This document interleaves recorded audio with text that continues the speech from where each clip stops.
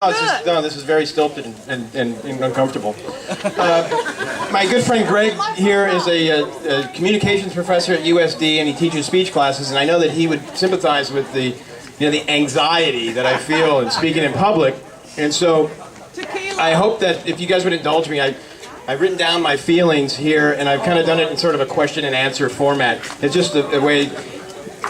If you just indulge me here, Greg. I'm going to ask you to read the questions here where it says Greg. Okay? We're G. It's a G. Huh? It's dark out here. Can anybody read? Not in the dark. Chuck. Okay, I know that Greg can't. Okay, no, that's fine. No, it's quite all right. It's quite all right. That's good. Thanks.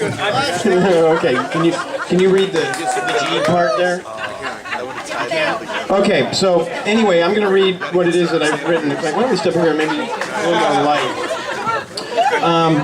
All right, here we go. Many of you have asked me over the past couple of weeks whether I was nervous or not. And I replied that I was not in any way nervous about marrying Lynn. I'm absolutely thrilled about that. But I also replied that I was nervous. I can't read this either. That I was nervous that I might forget something with regards to the party here. That maybe the space would not be big enough, and that people might somehow be uncomfortable in this setting.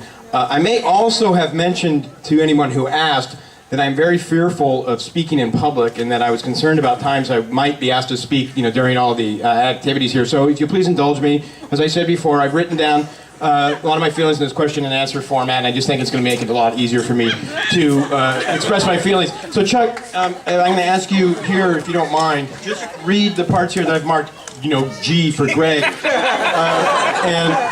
and here, and maybe this will help, okay? So start there. It's all in capital letters.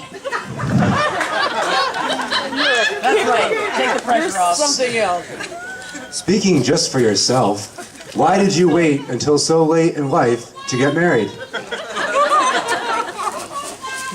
I'm glad you asked me that question.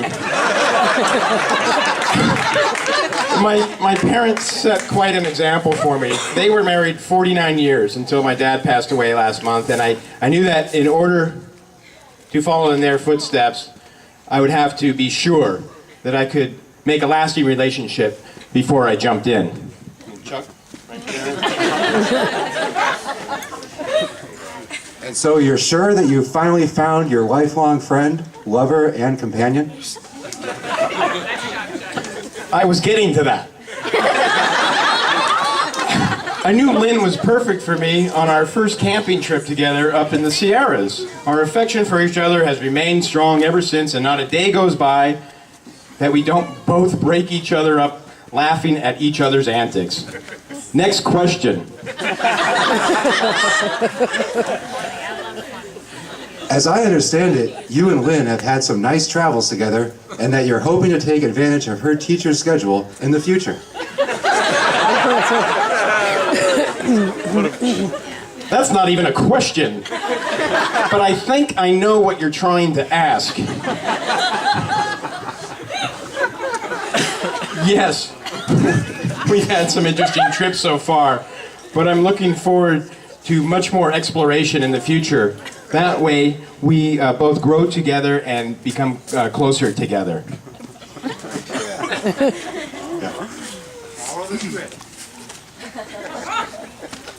You truly are one of the most impressive couples I've ever seen. Allow me to congratulate you. So many couples I know seem to know very little about each other, but you and Lynn seem to be remarkably in sync. That's very kind of you. Never in my life have I seen a more attractive couple. Your generosity and conviviality never cease to amaze me. Not only me, but everyone here tonight.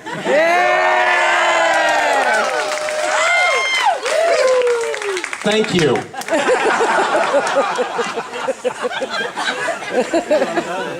You're very welcome. And please know that everyone here shares in your love for one another and will do anything that they possibly can in the future to support the two of you in marriage. Thank you.